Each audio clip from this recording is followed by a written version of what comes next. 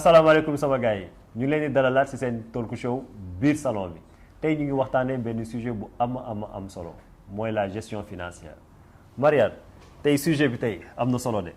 Bonjour tout le monde, bienvenue dans votre talk show biir salon bi alors aujourd'hui dafa mel ni El Hadj dañuy waxtaan ci wàllum koppar gi. Gestion financière. moo sonal ñëpp de. El Hadj man ngay laaj. xaw na ma rey. alors ça c'est le premier point vraiment très important boo xam ne dañ ci war a waxtaanee pour indi solution yooyu ñuy wax ci wàllum gestion salon de coiffure yi. ça a été le premier problème bi nga xamante ni je n'arrivais pas à joindre les deux bouts donc ça a été le problème majeur dans la gestion de tout ce que je faisais pour indil la benn exemple bu ndaw rek mooy je faisais pas la part des choses entre mon argent l'argent du salon et les charges tey da ngay liggéey di encaisser et tu dépenses comme tu veux alors que tey ku yor entreprise c'est pas comme ça que la war a fonctionner. non mais loolu on parle en fait de la partie éducation financière parce que loolu amoo leen ko moo tax. exactement donc en fait dañu war a yar suñu bopp tey ci nan la ñuy dépenser wee suñu xaalis xam nga Sénégal nag ndeysaan dañuy dundee yaakaar et on vit au jour le jour et ça nous rattrape dans notre travail surtout informel bii ñu nekk tey da ngay liggéey ba ngoon jot yor benn 100 000 200 000 300 000 et puis tu le dépenses comme tu veux compte bancaire amuloo ko et là j'ai travaillé pendant plus de 5 ans sans avoir de compte bancaire xam nga loolu c'est très grave. non c'est très grave ça. te du si yow kese de am na femmes yu bëri yoo xam ne en fait justement elles sont dans le même cas. mais tous les jours il m'arrive de coacher des employés à moi yoo xam ne dem nañ ba ubbi seen salon bopp quand je leur parle d'ouvrir un compte bancaire aujourd'hui pour épargner ils me disent qu'elles n'y arrivent pas et je comprends pas pourquoi donc je pense que tey xëy na li ñu nar a waxtaanee ça va apporter peut-être des solutions pour ñu mën a gën a yar suñu bopp ci gestion financière bi. oui effectivement et pourtant il y a des solutions tey aujourd'hui comme ni nga doon expliquer ci épisode bi passé mooy entre démb ak tey te aujourd'hui ñu war a ubbi salon elles sont ay ñu jàng lañ. exactement ay ñoo xam ne bàyyi nañ sax seen liggéey. xam nga ñi doon ubbi salon El Hadj dagguma la avant ubbiwuñu salon aujourd'hui c'était pour vivre au jour le jour. bu njëkk bi El Hadj tu sais nit yi dañu doon liggéey pour am ay revenus au quotidien mais aujourd'hui nous on parle de chiffre d'affaires en fait. Nous, à la fin du mois, on se retrouve parfois avec des salaires qui dépassent même les salaires de cadre. Mais comment on fait pour ne pas se retrouver, en fait? Oui, ça, c'est un gros problème. En fait, si on arrive à le déterminer, Marianne, pour moi, c'est ma connaissance. Wow. C'est qu'en fait, vous n'avez pas les bons outils. En fait, des salon commence à encaisser. Khalis, en fait, elle sait pas en fait fan la war a jaar la mooy charge faire la part des choses c'est très important et loolu tey jii aujourd'hui lu tax yeneen dëkk yi par exemple boo ubbee benn salon boo ubbi sa salon ay industrie lañu am dañu am benn ñaar parce que dañoo yar seen bopp ci seen xaalis voilà mooy tey jii nii c'est difficile tey ku kenn yor au moins 2 wala 3 salons parce que du ko mën sax gérer. merci El Hadj fi nga laal nag c'est très important aujourd'hui on a vu beaucoup de femmes yoo xamante ni yàgg nañ ci secteur beauté bi mais on n'arrive pas sax à ouvrir un deuxième salon par exemple et pourtant c'est faisable. tey ku ubbi un salon de quoi salon de beauté. tey jii nii au moins la gestion financière da ko war a mettre en place.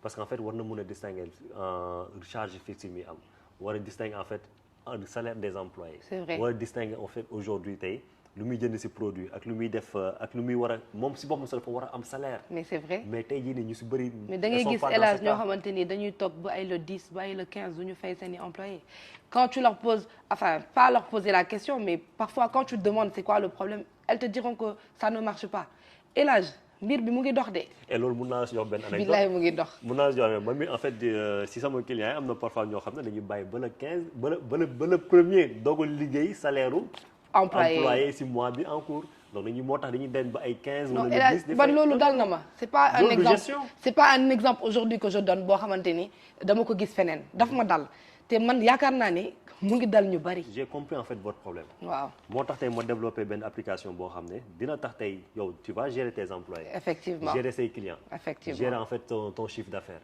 di nga xam chaque jour lu ngay encaisser tey jii nii ba pare en plus. am na benn accompagnement boo xam ne mën nañ la ko tegal en place. mais oui man ça m'a été d'une très grande utilité. voilà exactement tey jii nii même c'est structuré. même compte bancaire boobu parce que tey jii booy liggéey normalement à la fin de la journée boo defee sa caisse. le lendemain war nga mën a dem déposer sa loolu tamit beneen point la daguma la.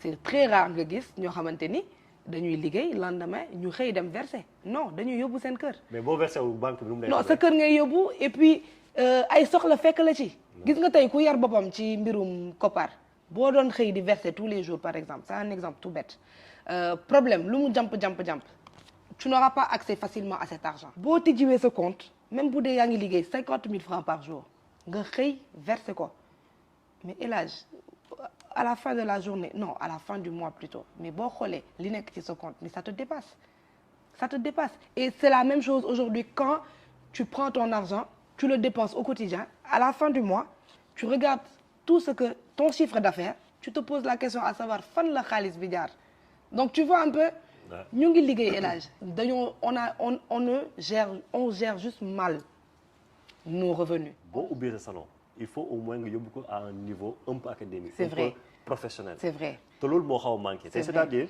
mënatoo yam ci papier ak non bi kese di bind. c'est pas possible. donc y a des affaire bi ça a trop évolué te képp koo xamante ni yaa ngi ci loolu nga foog ni yaa ngi ci sa aise noonu affaire yi dina la raw. boo xam ne tu ne verras rien venir.